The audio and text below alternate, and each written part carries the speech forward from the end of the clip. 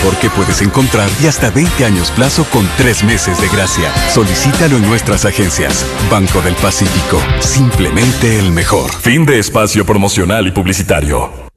Esta es la revista de Opinión Democracia. Seriedad y credibilidad en todas partes.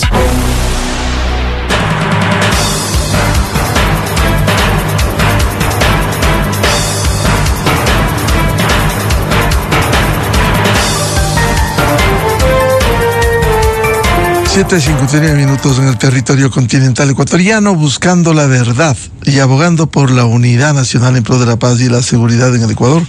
Queremos saludar al economista Daniel Legarda, ex ministro de la Producción.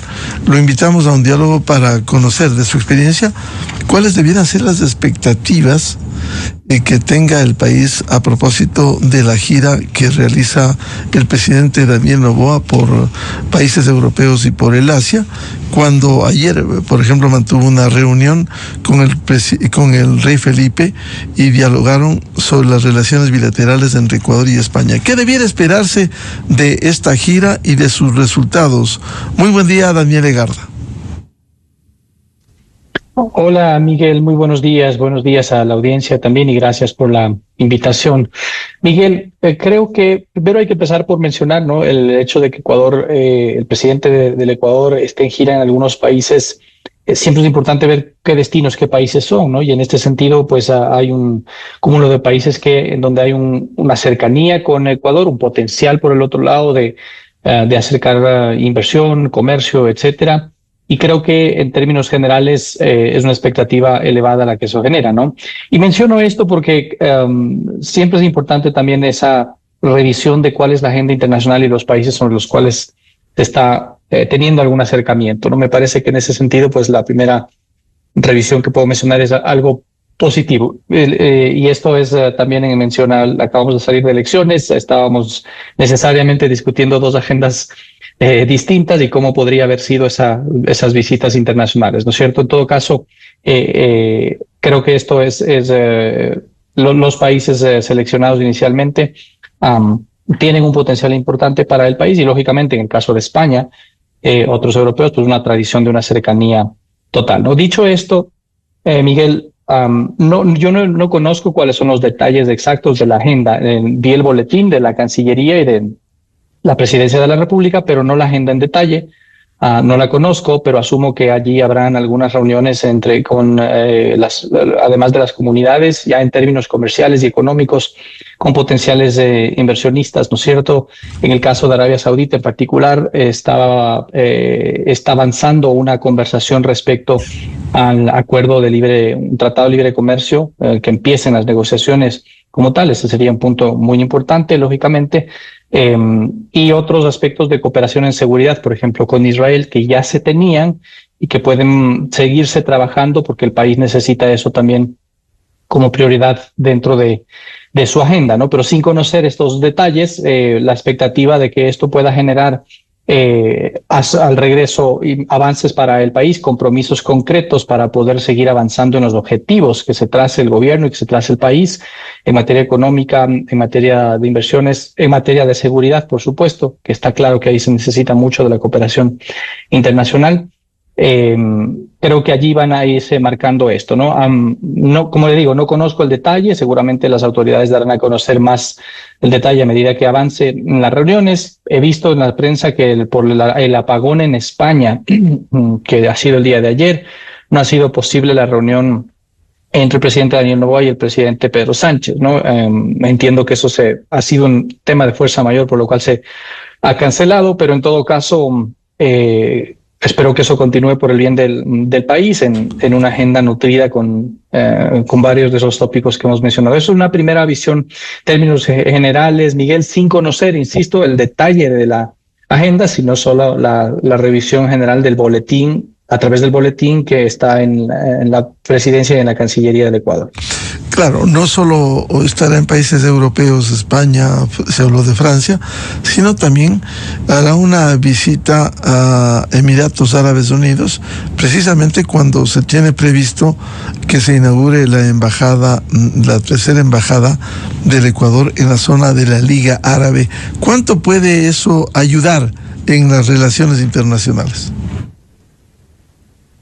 En el mundo árabe, yo no soy experto en el mundo árabe, pero sí conozco que uno de los principales temas que existen allá, Miguel, es esta diferencia entre los propios países árabes. Y, por ejemplo, no se podría tener, Ecuador tiene una embajada en Qatar, pero es políticamente incorrecto y no aceptado, además, que se puedan manejar las relaciones con los países, varios de los países árabes ahí desde Qatar. Es un tema de conflictos de varios años que tienen entre los propios países y por lo tanto la embajada de Qatar no maneja directamente otros países ahí en el Golfo como Arabia Saudita, como Emiratos Árabes y otros países adicionales, ¿no? Y es por eso que Ecuador de alguna forma no tenía una representación directa allá. Esta embajada, entiendo yo, estaba la embajada en El Cairo, Egipto, era la concurrente para poder atender de alguna forma los asuntos con casi la mitad del mundo árabe,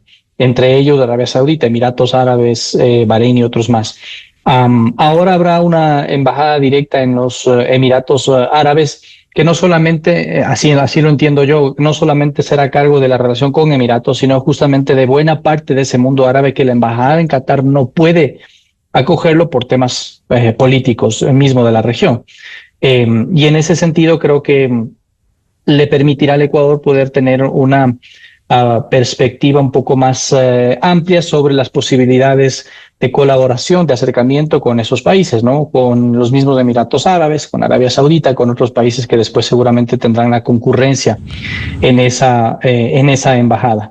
En el caso puntual de Emiratos Árabes hay una coyuntura específica que es estos avances en la discusión de un acuerdo de libre comercio, que a mí me parece que es positivo. Todo suma para el país, si bien en términos comerciales es todavía relativamente pequeño lo que se comercia con Emiratos Árabes Unidos, hay un buen componente de oro, y por el otro lado varias de las exportaciones que realiza el Ecuador, al ser alimentos y al ser los países árabes escasos productores de alimentos, no producen muchos alimentos, entonces sus condiciones arancelarias ya son bajas, no son cero para muchos de nuestros productos.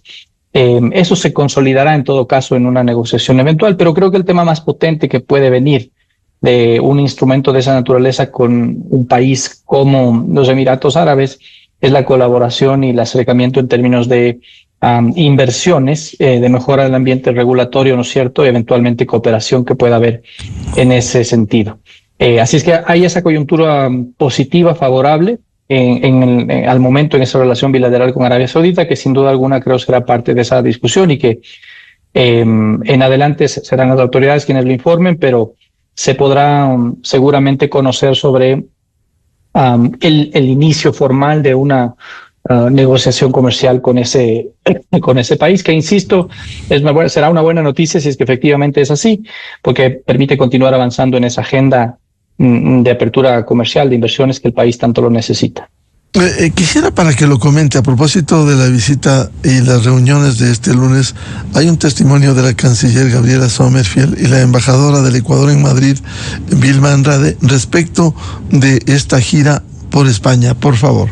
Ecuador ofrece el día de hoy muchas oportunidades, por lo que se propone hacer una nueva ronda de visita de inversionistas españoles hacia el Ecuador. La reelección del señor presidente es una muy buena noticia, por cierto, se le congratula, lo felicitan, ven que tenemos una agenda de trabajo donde comulgamos los mismos principios y valores entre naciones, lo cual permite que fluya mucho más fácil la relación y con eso la inversión, la cooperación. Todos aquí en España saben que el presidente tiene 4 años más en su función. Eso ha despertado mucho interés. Tan es así que para escucharle al presidente se han inscrito más de 150 empresarios de los más grandes de España. Bien, ¿qué piensa de esta visita que ha hecho el presidente a España? Miguel, me parece que el mensaje de poder trasladar ya más certeza, más certidumbre sobre las condiciones políticas del Ecuador siempre va a ser positivo. No es menor el hecho de que hemos estado en un tiempo de transición, en un tiempo en donde los propios indicadores económicos han evidenciado esta incertidumbre. Tuvimos durante varios trimestres consecutivos una cifra negativa del crecimiento de la formación bruta de capital fijo, es decir, la inversión en su conjunto, pública, privada, nacional, extranjera. La inversión en su conjunto ha estado muy golpeada en este último tiempo. Y eso es en parte la incertidumbre que ha generado un periodo de transición, las propias elecciones, los propios periodos de elecciones generan esto. Y ahora, ya con el resultado electoral, eso queda atrás, ¿no? Entonces, se libera buena parte de esa incertidumbre. El riesgo país también ha caído, evidentemente, por eso. Y creo que el mensaje que se puede complementar a nivel internacional sobre esa seguridad siempre va a venir bien, Miguel. El país tiene muchas necesidades y una de esas es la de poder impulsar su sector productivo con la inversión internacional de todos los países que quieran invertir en el país. Así es que me parece positivo. Ahora, Miguel, yo sí creo que es muy necesario que el gobierno nacional pueda tener una y ahora con esa certeza de 4 años, ¿no es cierto?, pueda tener más tiempo para una planificación bastante más profunda sobre los temas estructurales para el desarrollo efectivamente económico, para el manejo del tema comercial, las propias finanzas públicas y demás, que pueda seguir abonando a este mensaje de confianza, ¿no? Creo que eso es muy importante porque los gobiernos a nivel internacional, los inversionistas a nivel internacional, valoran mucho el hecho de que un país, bueno, efectivamente se presente primero como ya más estable, luego de un periodo de inestabilidad, como lo he mencionado, pero también el hecho de que exista un plan, ¿no? Un plan efectivo de gobierno que incluya esa atracción de inversiones, que incluya claridad sobre los temas comerciales, que incluya claridad sobre el tema económico y tributario también. Sí, y acá creo que en esa parte, a medida que vayamos entrando un poco en las discusiones, ¿no es cierto?, sobre cómo están las condiciones fiscales, cuál es el déficit y las necesidades de financiamiento para este año, tendrán que transparentarse también para poder tener claridad sobre cuáles van a ser las condiciones, ¿no? Y eso los inversionistas creo que también esperan a nivel del país. Esto es un tema que se discute en los foros económicos de inversión. Ya se liberó la incertidumbre política. Ahora viene la discusión un poco más de cuál va a ser el plan de gobierno y la ejecución efectivamente ya para los próximos 4 años en materia económica, social, productiva, de inversiones. Y una de esas pasa fundamentalmente, hay 2 grandes temas aquí, pero el uno es el tema tributario, porque se conoce que hay todavía dificultades fiscales, ¿no es cierto?, y que las necesidades de financiamiento son profundas en este año. Es cómo se va a manejar esa necesidad de financiamiento. Vamos a ver nuevas reformas tributarias, sí o no. Y lo otro es la necesidad de también impulsar reformas a nuestro marco laboral, que ha sido una discusión de largo plazo, pero que quienes hemos estado adentro y afuera conocemos que es verdaderamente necesario poder promover algunas actualizaciones, algunas modernizaciones a nuestro marco laboral. Caso contrario, los esfuerzos que se realicen en torno al incremento de inversiones, de la mejora del entorno, van a ser limitados. Y creo que ahora con una fuerza importante de nuevo inicio, ¿no es cierto?, de periodo de gobierno. Yo he escuchado varios analistas políticos que mencionan ya el segundo periodo ha iniciado, ¿no es cierto? Lo del 24 de mayo es una formalidad netamente. Ahora ya hay nuevo gobierno y desde ahora ya se puede empezar a trabajar, ¿no? Yo creo que es cierto, adelantándonos un mes a eso, y el poder tener esas prioridades marcadas. Una de esas debería ser justamente el tema de empleo, creo yo, o las otras relacionadas, como digo, con ese plan económico productivo de inversiones que pueda venir de gobierno, que complemente esos mensajes positivos que se están realizando sobre la estabilidad que ahora puede ofrecer el país en este nuevo periodo de gobierno. Daniel, en el caso de España, se ha hablado de la posibilidad de profundizar una agenda de inversiones en sectores como generación y transmisión energética, salud, turismo, entre otros. ¿Es una buena perspectiva en ese sentido? Sí, como digo, Miguel, siempre lo va a hacer. España, además, es para toda América Latina, pero para Ecuador en particular, es un socio imprescindible en el mundo y en la Unión Europea, ¿no? Dentro de la Unión Europea, hoy por hoy, es nuestro principal socio comercial. pero además la naturalidad con la que hay ese contacto, ¿no? Compartimos idioma, compartimos cultura, raíces, etcétera. Entonces, siempre va a ser una puerta importante de acceso para todos los temas, incluyendo este tema sobre varios aspectos de cooperación, ¿no? En todo lo que menciona de inversión, educación, temas financieros también, nuevas rondas de inversiones. Hay muchas empresas españolas que han invertido en el país. En el mismo campo energético que lo mencionaste, Miguel, allí hay inversión española. Pero nuevamente, aquí el tema está en complementar esos mensajes positivos que se dan hacia la comunidad tanto externa como interna, porque en el país también creo que ha sido bastante bien recibido esa tranquilidad de alguna forma, esa perspectiva de ya haber pasado un periodo de transición luego de la muerte cruzada, año y medio de elecciones y todo lo demás, ¿no es cierto? Tuvo un costo caro económico para el país ese experimento, hay que decirlo así, pero ya ahora es ver para adelante y cómo podemos ahora recuperar un poquito ese tiempo perdido y elaborar efectivamente un plan de Estado, ¿no es cierto?, que tenga algunos componentes importantes ahí para seguir promoviendo esos objetivos económicos y sociales, que se complemente con esos mensajes de la agenda externa, ¿no? Pero insisto, creo que allí es importante guardar siempre ese contraste sobre los planes de gobierno interno que se pueda reforzar. Creo que aquí los inversionistas, los empresarios, dentro y fuera del país me refiero, van a estar muy ávidos de conocer efectivamente esos detalles del plan económico del gobierno para los próximos 4 años, ¿no? Insisto, hoy la discusión en los foros económicos, en los foros empresariales en el país, y estoy seguro que afuera, o la pregunta que surge en la mesa es, ok, ya estamos por fuera del periodo político, ya liberamos la incertidumbre política. Es en lo económico ahora, cómo está el gobierno, ¿no es cierto? ¿Va a impulsar o no otra reforma tributaria? ¿Cuál va a ser efectivamente ese plan? Creo que ahí hay un espacio para que las autoridades puedan dar a conocer cuál va a ser el plan. Si es que es necesario ajustar algo, pues será necesario ajustar algo, pero creo que es importante darlo a conocer para que eso complemente, como digo, esos mensajes positivos que se pueden dar en la agenda externa, en esta y otras visitas que puedan venir posteriormente con la agenda interna también, ¿no? Y que se procure continuar lo bueno, Miguel. Yo creo que aquí hay pocos ejemplos de cosas que continúan positivamente en el país. Me refiero en términos generales, no específicamente a la gestión actual de gobierno, pero que creo que es un error, ¿no? En general de los ecuatorianos, de querer volver a refundar de alguna forma el país. Y doy dos ejemplos de temas que han logrado trascender en ya la una política hace muchos años, la otra recientemente.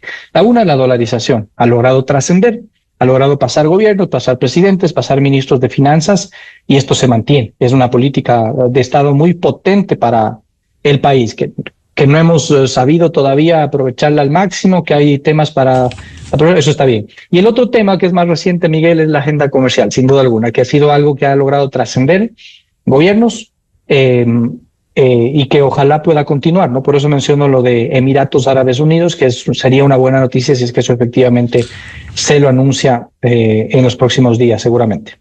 Para pasar de Europa a Asia, hablar el caso de la Liga Árabe y las relaciones con esos países, quizás un tema humano en el caso de España, también por la conexión que tuvo con migrantes ecuatorianos, cómo proteger esos derechos de los ecuatorianos en España, que también ha sido la demanda al presidente Noboa. Sí, Miguel, o sea, sin ser especialista en el tema de migración, evidentemente siempre va a haber un componente importante respecto a la comunidad ecuatoriana en los países internacionales. De España, tal vez la más importante, ¿no? De ellas.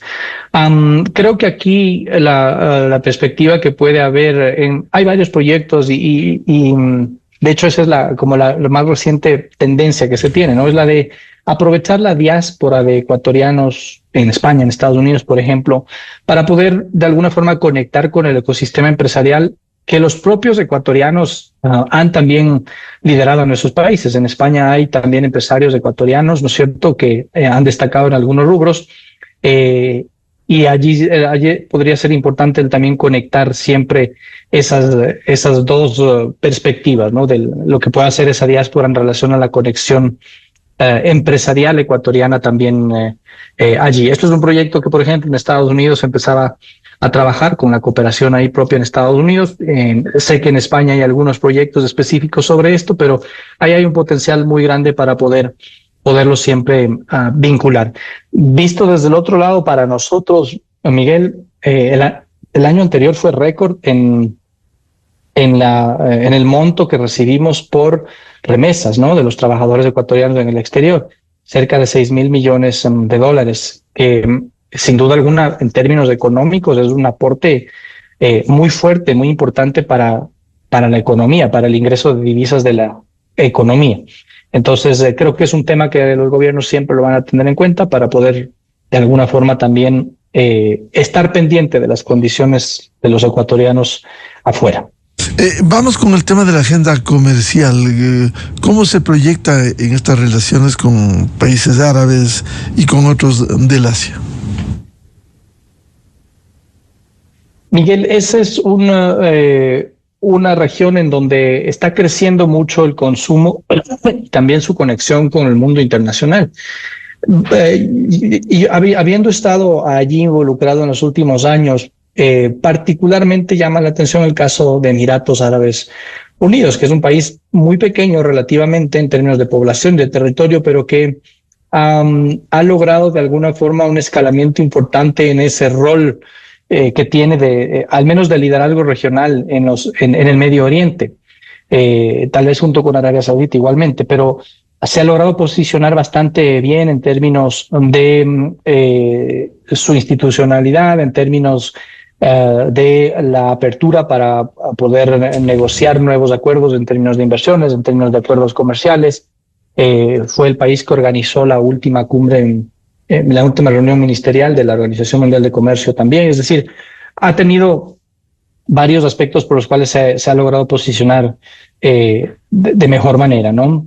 Así es que me parece que es acertado el hecho de que se pueda apuntalar un mercado creciente como es el de Emiratos Árabes y lo que pueda utilizarse de Emiratos Árabes como una especie de hub para los países en la región. Para el caso del banano, por ejemplo, el mercado de Medio Oriente se ha vuelto en su conjunto, sumado a los países ahí en Medio Oriente, es como el cuarto o quinto mayor mercado de relevancia, ¿no? Y otros productos van empezando a tener también mayor relevancia, pero se encuentran también nichos para productos como, por ejemplo, el chocolate fino de cacao fino de Ecuador, ¿no es cierto? Que es un producto de nicho, que es un producto que tiene un precio más alto, específico, pero que ahí ha encontrado ciertos nichos específicos donde se valora, donde está dispuesto a pagar un precio más alto, ¿no es cierto? Incluso, por ejemplo, en conexión con las aerolíneas, que hay dos aerolíneas famosas en un país tan pequeño, tiene dos aerolíneas que tienen una influencia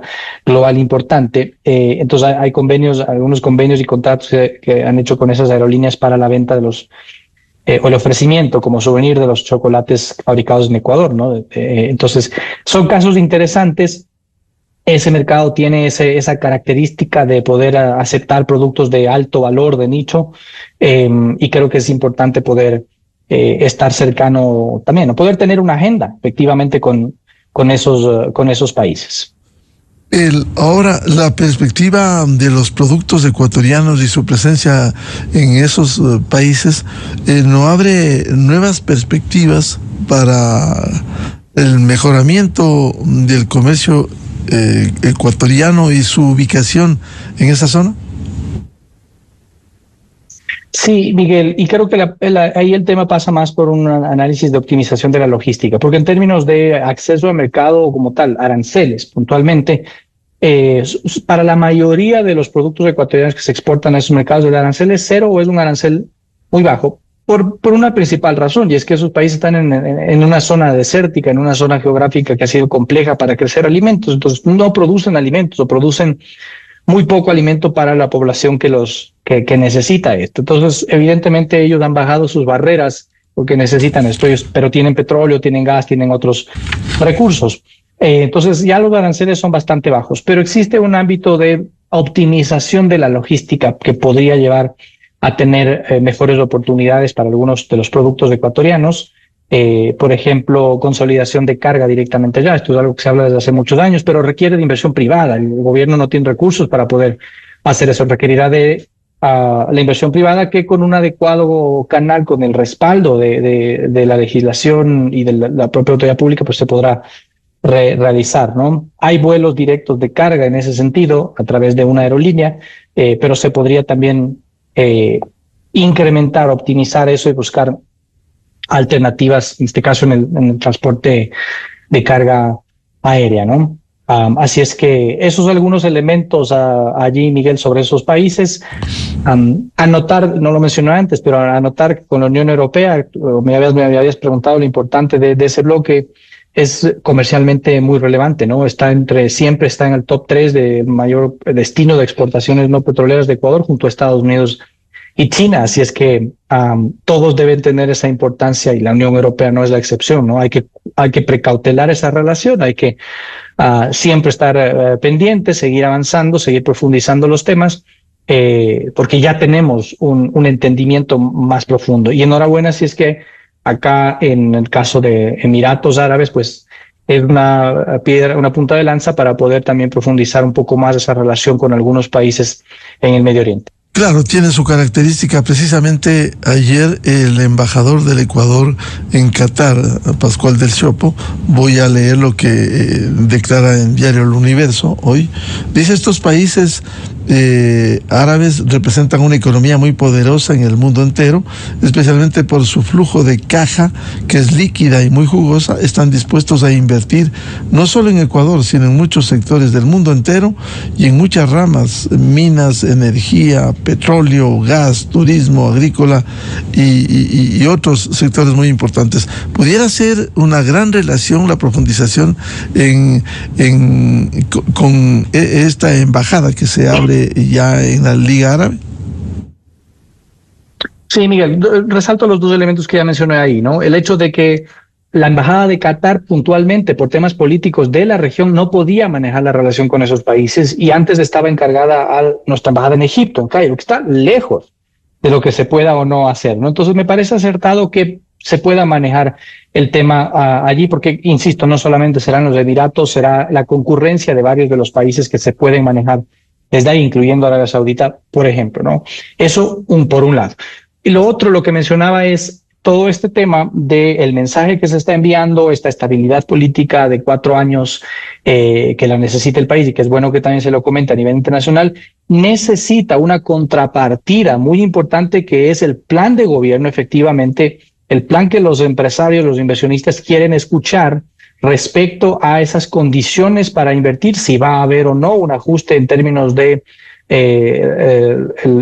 los desafíos fiscales, si va a haber o no condiciones para mejora de los temas laborales, ¿no es cierto? Para la mejora de las personas, pero también para que sea más eficiente la contratación en el Ecuador. En los temas energéticos, por ejemplo, en donde puede haber ahí un potencial de capitales que puedan invertir en eso, es cuáles van a ser las reformas que se van a continuar respecto a las que ya se han trabajado para dar mayor apertura a la inversión privada en el sector eléctrico, ¿no? Son detalles ya específicos, puntuales, que son parte de todo un plan de gobierno, que estoy seguro las autoridades lo tendrán previsto para que eso lo presenten ante los inversionistas, ¿no es cierto?, ante los potenciales socios allí en el Medio Oriente y en otros países del mundo igual, porque las inversiones finalmente pueden existir, ese capital, esa posibilidad puede existir, como lo existe en China, como lo existe también en Estados Unidos, pero también necesitan de esas condiciones de mayor certeza, ¿no es cierto? No de que no haya cambios, puede haber cambios, pero tiene que haber un plan de cómo se va a hacer efectivamente esos cambios, ¿no? Y aquí, Miguel, creo que esta discusión sobre una posible asamblea constituyente, creo que es algo que debería ser analizado muy, muy en detalle, ¿no? Estamos claros que el país necesita algunos ajustes, algunos cambios, y creo que el objetivo deben ser efectivamente concretar algunos cambios que lleven a mejores días. Ahora, si es que el análisis efectivo, yo no soy la persona que va a responder eso, pero me refiero a que este es un punto importante en la perspectiva de los inversionistas nacionales e internacionales, que va a ser relevante para tomar decisiones. ¿Vamos a entrar en un nuevo proceso de asamblea constituyente, sí o no? ¿O hay otra alternativa que pueda ser un poco más efectiva, rápida y todo en la asamblea o no? Porque las dos alternativas marcan una diferencia en términos de tiempos, de recursos del gobierno, de recursos no solo monetarios, sino físicos y recursos políticos en sí mismo. Y evidentemente eso también tendrá una influencia sobre las perspectivas que los inversionistas nacionales e internacionales puedan tener sobre la economía, ¿no? Entonces creo que es un elemento importante que ahora las autoridades de gobierno seguramente lo estarán analizando. Cualquiera sea la decisión, yo creo que lo importante es tenerla prevista lo antes posible y enmarcado dentro de un plan que pueda ser comunicado a la comunidad inversionista, a la comunidad empresarial, insisto, nacional e internacional. Hay mucha inversión nacional también que ha estado en stand-by durante este último tiempo por las condiciones que ya hemos mencionado, y que también van a necesitar esa perspectiva de mayor claridad sobre cuál va a ser el plan, ¿no es cierto?, para poder tener allí más claras las condiciones de inversión. Y no estamos hablando de tener un plan perfecto ni que todo cuadre excelente, ¿no es cierto? Estamos en América Latina y estamos particularmente en Ecuador, pero no obstante es importante sí tener una planificación en ese sentido, y la claridad sobre cuáles van a ser los hitos que se van a cumplir en el tiempo. Claro, si se habla, Daniel, de certezas, 4 años del gobierno, la continuidad del presidente, no se puede sembrar incertidumbre, más allá de la necesidad y los compromisos que hay con el país de los cambios constitucionales y políticos, buscar el camino menos traumático que no genere incertidumbre, como evidentemente han dicho los constitucionalistas, una asamblea constituyente que tomará su tiempo. Ahora, volviendo al tema ecuatoriano y la presencia de nuestros productos, se abren nuevas posibilidades para incrementar la presencia y la venta de productos ecuatorianos como el banano, la pitahaya, el café, el cacao, las mismas rosas. Sin duda, Miguel, sobre todo si es que hay este anuncio, como digo, de una negociación comercial. Eso siempre ayuda en la coyuntura también, más allá de que pueda mejorar o no el acceso al mercado, siempre va a ayudar. Fíjese que ayer estuvimos en un evento sobre el segundo año de vigencia, o sea, el primer año de vigencia, el segundo que entra el Tratado de Libre Comercio con China.